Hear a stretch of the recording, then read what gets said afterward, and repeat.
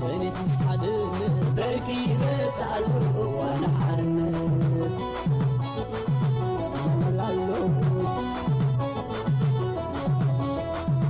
أبزقوا أهدف إشمت مزمزة نتم كل سنة دوا مسكرزة زمن مسافتي مننا بعرف ماما زمن سندري لا تعصر قاما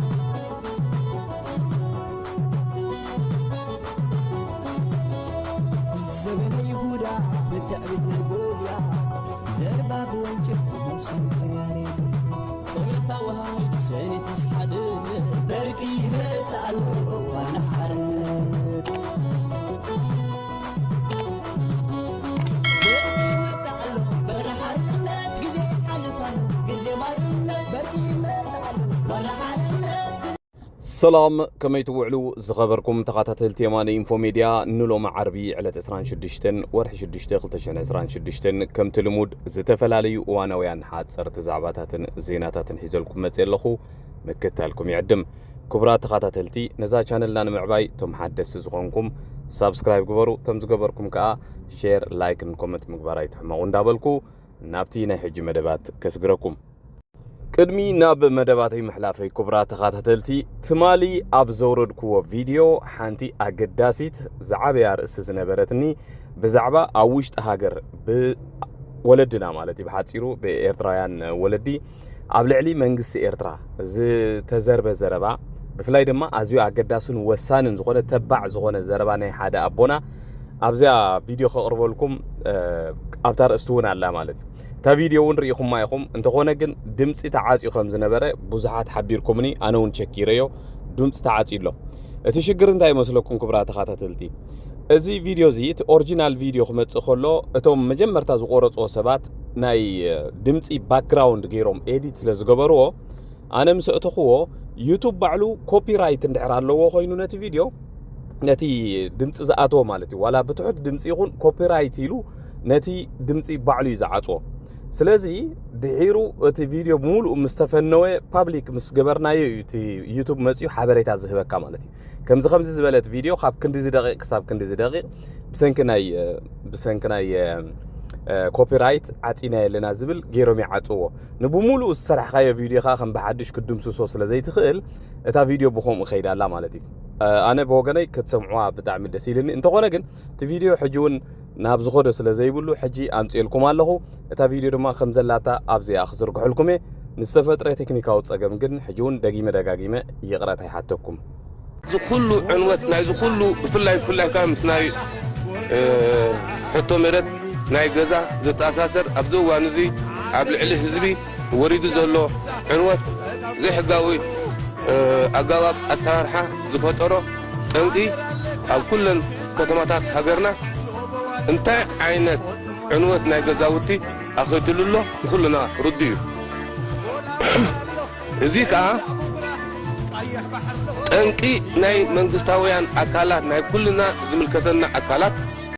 بقدام نتقرب لكم مبارك كبرى تخاتلتي نايتن قدم قلم عالتاتا بيلن زعرفا اد والكملقي سياسة فرقي زغنا ادانش برهي ناي حازن داس تتغيلو وعيلون بلكم زكوا خمزينا زمت نجر اي نبرن انديو كوينغن نايزول كملخزي نجر كل غزي سلازغر مناينا نمصو مالتي ازول كملخزي من مخانو تاريخي ووتو كساب لو من حزب ኤርትራ حبيو حزب ኤርትራ ምንም ተአምር ነዝሰብ እዚ ካበይ ከም ዝመጽውን ዘይፈልጥ አሞዳታ ግን ኣብናይ ዲኡ ሓዘን ከምዝ ትሪእዎ ዘለኹም ብሕዋቱን ብበኽሮ ወዲ ወራሳ ዓራት ማለት እዩ ተኸቢቡ ውዒሉ ብተሓዘን ማለት እዩ ሕጂ ክንደይ ኣደታት ኤርትራ ክንደይ ህዝቢ ኤርትራ ዳስ ሓዘን ተኺለን ዳስ ሓዘን ንምትካል ዕድል ዘይረኸባውን ክንደይ ከም ዘዘኽተመ ምናልባት አይ ዶንት ኖ ይርዶ ይኸውን ይብል ተስፋ ይገብር ግን ከምዝ ትሪእዎ ዘለኹም ብኽልተ ሕዋቱ ከምኡን ወዱ ወራሳ ዓራት መዓልታዊ ኣብ ዝኸደ ጉዕዞ ዳርጋ ሕጂ ድድሕሪ ዝኸይድ ዘሎ ማለት እዩ بخمزي داس تخيلو وعيلو نبلكم ولك ملخي سياسة أفوركي كزيلة زقرب لكم كبرات سماعتي أبتي تمالي ناي جيتاتشو ردا انترفيوز نبره بزحات نتبتات تلعيلم نيروم حانت خابت النتبتات وان تمالي أبزناتي مدبا غريب لكم نير الرئيتو نختبوا بفلاي دماتا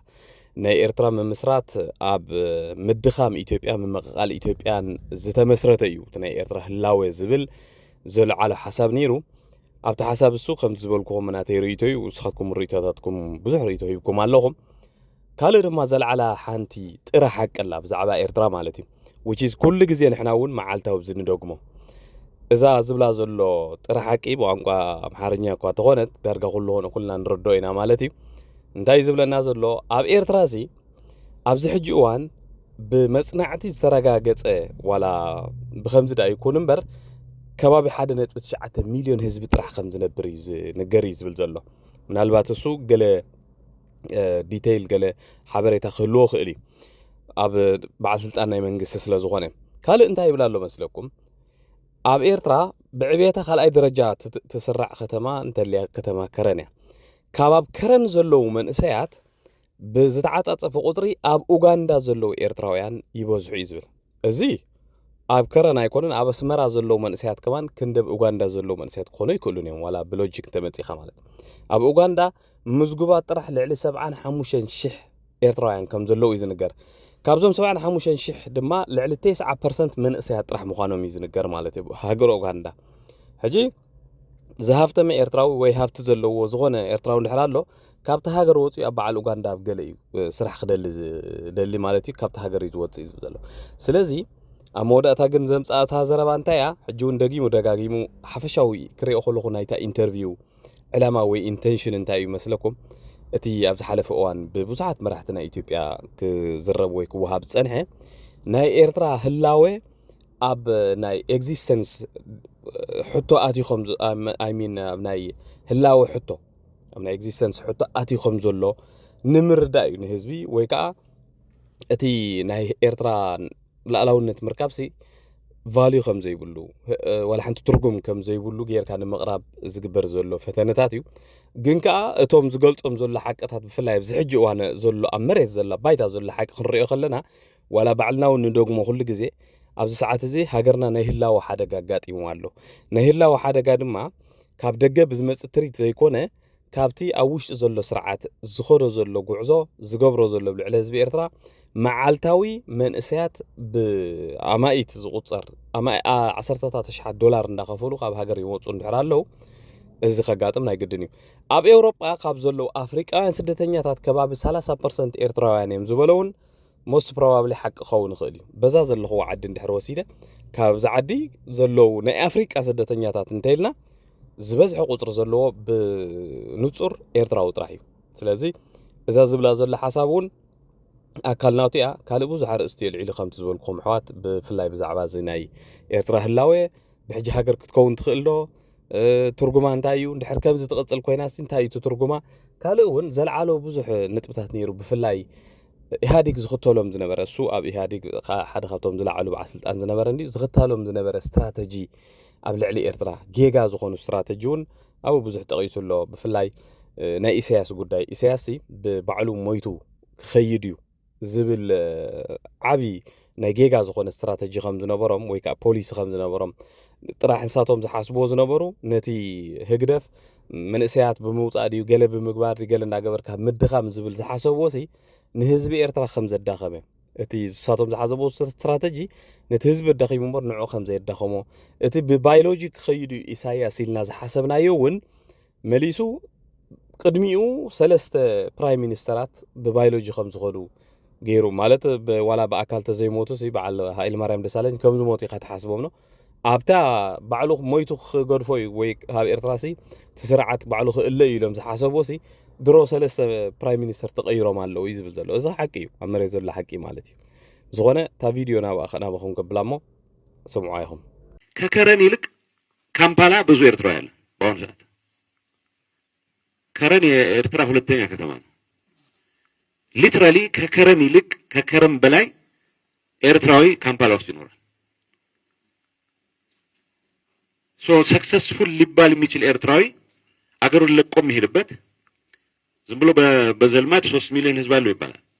በጣም የሚታመኑ ምንጮች የሚገልጹት 1.9 ሚሊዮን በላይ ህዝብ የለውም ኤርትራ ኤቭሪ ዴይ በአሁኑ ሰዓት የአፍሪካ ስደተኞች የሚባሉት አውሮፓ ውስጥ 30% ኤርትራውያን ናቸው እንግዲህ ከ54 ሀገር ውስጥ ከዚች ሚጢጤ ሀገር 30% ስደተኛ ይወጣል የሚል ወሬ ሲሰማ ይህ ሀገር በሳህል ሜንታሊቲ ለረጅም ጊዜ ልታስቆየው እንደማትችል የሚያሳይ ነው። የኤርትራ ሀገርነትም ራሱ ፈተና ውስጥ የወደቀ መሆኑን መረዳት ያስፈልጋል። ብዙ ሰዎች ይህን ዴሞግራፊክ ክራይሲስ የኤግዚስቴንሻል ክራይሲስም ነው። የእድሜ ባለጸጎች ብቻ ናቸው ኤርትራ ውስጥ ያሉት። ሃይ ስኩል የሚጨረሰው ሳዋ ነው። በቅርቡ አስተውላችሁ ከሆነ የሳዋ 38ኛ መረቃ ሲደረግ የአሰብ አጀንዳ በጣም ከበድ ብሎም ስለነበር እዚህ ተወሰነ እንቅስቃሴም ወደ አፋር አካባቢ ነበረ። የሳዋ መድረክ ላይ ከቀረቡት ዘፈኖች ከ7ቱ 5ቱ አፋርኛ ሆኑ። ወዲያውኑ ያስታውሷቸው። ምክንያቱም አብዛኛው ከ100 ሺህ አይበልጥም ኤርትራ ውስጥ ያለው አፋር። ወደ 700 ኪሎ ሜትር ያለውን ቦታ የሸፈኑ 100 ሺህ አፋር። የጎሳ መሪዎቹ ኢትዮጵያ ውስጥ ነው ያሉት። በአንድ ወይም በሌላ መንገድ አሰብን ማቆየት የሚያስችል ወታደራዊም ዲፕሎማሲያዊም ታሪካዊም ዲሞግራፊክ መሰረት የለውም። ቀፂለ ዘቕርበልኩም ክቡራት ተኸታተልቲ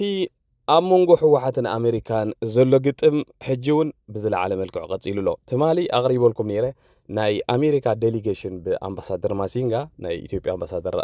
ናይ ኣሜሪካ ኣምባሳደር ኣብ ኢትዮጵያ ዝምራሕ ናብ መቐለ ክገብሮ ሓሲቡ ዝነበረ ዑደት ከም ዝሰረዞ ኣፍሊጥና ነርና። እምበኣርከስ ንዑ ተኸቲሉ ሎማዓንቲ ናይ ኣሜሪካ ኤምባሲ ኣብ ኢትዮጵያ ሓደ ሓድሽ መግለፂ ኣውፅኡ ኣሎ። መግለፂ ጥራሕ ዘይኮነ እውን መጠንቀቕታ ንመራሕቲ ሕወሓት መራሕቲ ሕወሓት ኣብ ሰዓት እዚ ብዝኾነ ይኹን ተኣምር ነቲ ቅድሚ ሕጂ ተኽሲ ደው ንምባል ዝተፈረመ ውዕል ፕሪቶርያ ብዘይ ዝኾነ ይኹን ቅድመ ኩነት ተቐቢሎም ከተግብሮን ንሰላም ክትሓባበሩን ፃውዒትና ንቐርብ። ካብዚ ሓሊፉ ዝግበር ንሰላም ንምዕንቃፍ ምንቅስቓሳት ግን ሕጋዊ ከም ዘይኮነን ናይ ግድን ማስት ኢኻ ዝብል ማስት ክቕበልዎ ክኽእሉ ኣለዎም ዝብል ትእዛዝ ኣመሓላሊፉ ኣሎ። እቲ ናይ መገሻ መገዲ ኣይሚን ናይ መገሻ ናብ መቐለ ዝነበረ ጉዕዞ መሰረዚኡ ምክንያት ድማ መንግስቲ ኣሜሪካ ዘቕረበሎም ሕቶታት ነይሩ ንመራሕቲ ሕወሓት እንሱ ክቕበልዎ ኣይከኣሉን። እሱ ድማ እንታይ እዩ ብዛዕባ ውዕል ፕሪቶርያ ዝምልከት እዩ። ክትዝክሩ እንተኾንኩም ቅድሚ ዝኩሉ ነገር ምጅማሩ ህግደፍ ቀዳመይቲ ዕላምኡ ነዛ ውዕል ፕሪቶርያ እዚኣ ምፍራስ እያ። ነዛ ውዕል ፕሪቶርያ ንክትፈረስ ድማ ብዝለዓለ መልክዑ ክሰርሕ ምዃኑ ሓቢርና ነርና። ኢሉ ኢሉ ድማ ንመራሕቲ ሕወሓት ህግደፍ ማኖት ሒዝዎም ኣሎ። እታ ውዕል ፕሪቶርያ ሙሉእ ሙሉእ ንኸፍርስዋ ገይሩ ዋላት መንግስቲ ግዜያዊ መንግስቲ ዝነበረ ብውዕል ፕሪቶርያ መሰረት ዝተመስረተ ኣፍሪሶም ኩሉ ነገር ገይሮም ኣብዛ ሰዓት እዚኣ ግን ኣብታ ክሪቲካል ዝኾነት ነጥቢ በፂሖም ኣለዉ። እዛ ክሪቲካል ነጥቢ እዚኣ ድማ እዛ ውዕል እዚኣ ንክቕበልዋ ምክንያቱ ኣሜሪካ ኣብቲ መንጎኝነት እውን ስለ ዘላ ማለት እዩ። እንድሕር ዘይተቐቢሎማ ድማ ብናይ ቪዛ እገዳ ጥራሕ ዝሓልፍ ከይመስለኩም ካልእ ዝተፈላለዩ ስጉምትታት እውን ክወሰድ ይኽእል እዩ። እዚ ብፖለቲካ መልክዕ ክንሪኦ ከለና ንፕራይም ሚኒስተር ኣብይ ኣሕመድን ንፌደራል መንግስቲ ኢትዮጵያን ዝለዓለ ዲፕሎማስያዊ ዓወት እዩ። ኣብ ልዕሊ ትግራይ ብፍላይ ኣብ ልዕሊ መራሕቲ ሕወሓት ክወስድዎ ንዝደልዩ ስጉምቲ ድማ ዳርጋ ጻዕዳ ወረቐት ፈሪምካ ትህቦም ኣለኻ ባዕልኻ ማለት እዩ። ስለዚ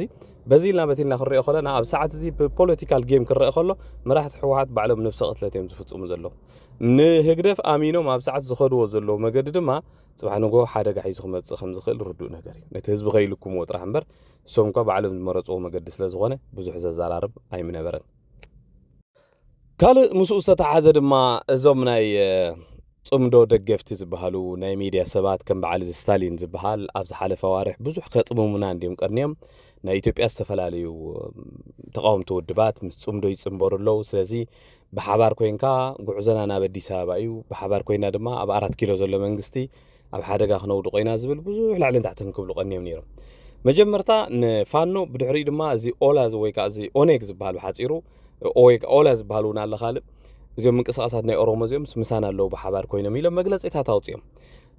ብመጀመርታ ነዚ ዘውፅኦ መግለፂ ዝነፀጎ ፋኖ እዩ። ፋኖ ኣብዚ ጉዳይ እዚ ከም ዘየለ ብወግዕ ሓቢሩ እዩ። ሕጂ ድማ ትማሊ ንሓደ ናይ ፋኖ ናይ ኦኔግ ዝለዓለ መራሒ ከምኡውን ናይ ካልኦት ኢትዮጵያውያን ውድባት እውን ብሓባር ዘተሓባብር ሓደ ምሁር ፕሮፌሰር ይመስለኒ ኣብ ናይ ስታሊን ቀሪቡ ነይሩ። ሕጂ ክትዕ ገጢሞም እንታይ ዝብሎ ዘሎ መስለኩም ኦሮሞሲ ልዕሊ 150 ዓመት ዝተቃለሱሉ ቃልሲ ስቕ ኢሎም ሕሊፎም ክህብዎም ዝሓስቡ በዓል ስታሊን እንተልዮም ብጣዕሚ ዝገርመካ። እዚ እውን ቅድሚ ሕጂ መራሕቲ ሕወሓት ንህዝቢ ትግራይ ዋጋ ዘኽፈልሉ መገዲ ብከምዚ ነይሩ። ሕጂ ሞዳታይ ዕልሉ ፀኒሖም እንታይ ዝብሎ ዘሎ መስለኩም ናብ ኣዲስ ኣበባ ናብ 4 ኪሎ ክንከይድ ከለና ዚ እንከይድ እንተ ሓሲብና እስኻትኩምስ እንታይ ክትገብሩ ትኽእሉ ወይ እንታይ ክትሓባበሩና ትኽእሉ ዛ ዓይነት ሕቶ ሓቶ ሳሊን እንታይ ኢልዎ ምስለኩም ካልእ እንተልይኩም ተዛረቡ ናብዛ 4 ኪሎ ናብ አዲስ አበባ ክትመፁ ግን መሬት ኦሮሞ ጥሒስኩም ወይ ናይ ኦሮሞ ክብሪ ተንኪፍኩም ቅርብ ጋይ ትብሉዋን ኢኹም ናብ ዝገጽኩም ሲ እንታይ ስራሕ ስለ ዘለኩም ኢኹም ክትመፁ ኢልዎ ኣገዳብ ኢሉ ማለት እዩ ሽዑ እንታይ ይብሎ ኣሎ ትኻ ሞና ብ4 ኪሎ ኮ ኣብ አዲስ አበባ እዩ ዘሎ ተብ 4 ኪሎ ዘሎ መንግስቲ ካብ ልዕለና ገበን ፈጺሙ ስለዚ ንዑ ክንኣልየልና ናብ አዲስ አበባ እንድሕር ክንመጽ ኮይና ስኽትክልከለና ዲኻ ደሊ ሃሎ ናብ 4 ኪሎ ዘሎ መንግስቲ ንዑ ክትግልብጡ ክትመፁ ትኽእሉ ኢኹም ብዝመረጽኩም መንገዲ ተደሊኹም ብሰማይ ተደሊኹም ብመሬት ብዝኾነ ናይ ኦሮሞ ክብሪ ናይ ኦሮሞ መሬት ግን ክትንክፉ ትኽእሉን ኢኹም ምሳና ተዘራሪብኩም ብኸመይ መገዲ ክትኣቱ ከም ትኽእሉ ክትዛረቡ ትኽእሉ ኢኹም ብዓብዩ ኣብዚ ሕጂ እዋን ብዙሓት ሰብ ስልጣን ናይ ትግራይ ኣብ አዲስ አበባ ኣለዉ ኢልዎ እዚ ብሓይሊ መጽ መሬት ኦሮሞ ጥሒሰ ክመጽ ዝብል ግን ኣይትሕሰቡ ድሕሪ ሕጂ ገለ ኢሉ ተስፋ ቀሪጹ ኣብኡ ክርክር ባእሲ ነይሩ ማለት ብጣዕሚ ዝገርም ውርደት እዩ ሓጺሩ ብሄራዊ ውርደት ይበሃል ብዝኾነ ኣብዚ ግዜ ኩናት ናይ ትግራይ ዝነበረሉ ሲ ናይ ሕወሓት ሓይልታት ናብ አዲስ አበባ ገጾም ኣብ ዝግስግስሉ ዝነበሩ እዋን ምስ ናይ ኦነግ ተቃለስቲ ዝኾነ ቦታ ተራኺቦም ነይሮም ዝገርመኩም ብሓደ ተንቀሳቐሱ ኣብ መወዳእታ ብምንታይ ተባኢሶም መስለኩም እቶም ናይ ኦሮሞ ሓይልታት እንታይ ኢሎም ዋላ ኣብይ ኣሕመድ ጸላኢና ይኹን ብልጽግና ጸላኢና ይኹን ናብ መሬት ኦሮሞ ክትመፁ ግን ኣይነፍቅደልኩም ክንሪአኩም ኣይንደለና ኢሎም እዚ ንጹር ነገር እዩ ስለዚ ተናይ ኢትዮጵያ ዘሎ ፖለቲካ ብግቡእ ዘይምርዳእ እውን ንኽንደይ ሰባት ዋጋ ይኽፍል ከም ዘሎ ክፍለጥ ክኽእል ኣለዎ ማለት እዩ እዚኣ ቪድዮ ግን ሰምዑ አይኹም ምን ልሰራ ነው ወደኛ የምትመጣ ማን ወደ አንተ የመጣው ፍቃድ አያስፈልግም እኮ ፍቃድም አያስፈልግም መምጣትም አያስፈልግም ስለዚህ ምን ነው ማድረግ ያለብን ያንተ የት ነው አንተ የት ነህ ኢንጂነር የት ነህ እኔ ያው ማለት 4 ኪሎ ነህ አይደለም እኔ 4 ኪሎ ነው እኔ ወደ ምፈልገው 5 ኪሎ ሳይሆን 4 ኪሎ ነው ብዬ ከመጣው አንተ 4 ኪሎ የሚፈልገው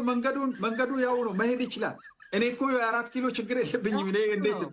አሁን ፖለቲካ ነው ምናወራው ብትፈልግ በአይሮፕላን ኦኬ መንገዱን ከተከለከልክ መሬት በመሬት መሄድ በአይሮፕላን ተነስተ 4 ኪሎ ማረፍ ትችላለህ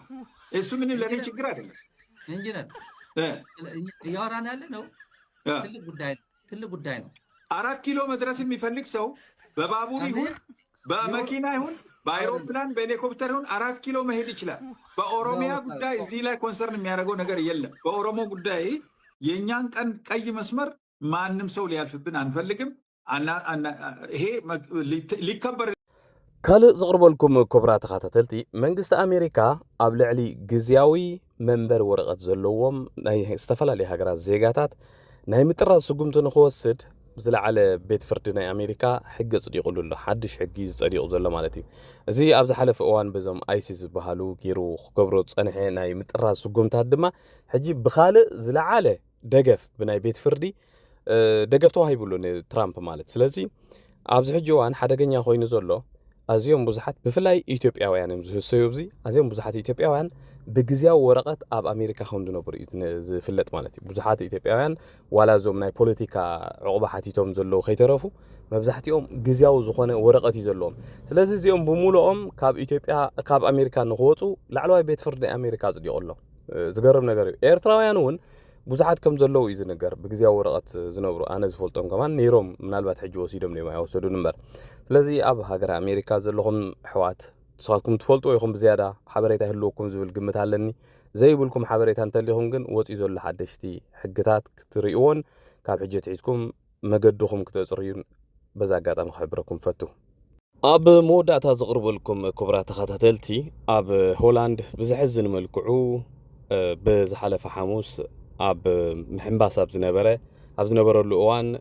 ጠፊኡ ሕጂ ግን ሞይቱ ዝተረኽበ ወዲ 13 ዓመት ኤርትራዊ መንእሰይ ከም ዝኾነ ኣብ ማዕከናት ዜና ናይ ሆላንድ ወፂኡ ኣሎ ብጣዕሚ ዝገርም እዩ ብፍላይ ኣብዚ ሰዓት እዚ ኣዝዩ ከቢድ ዝኾነ ሙቐት ኣብ ኤውሮጳ ኣሎ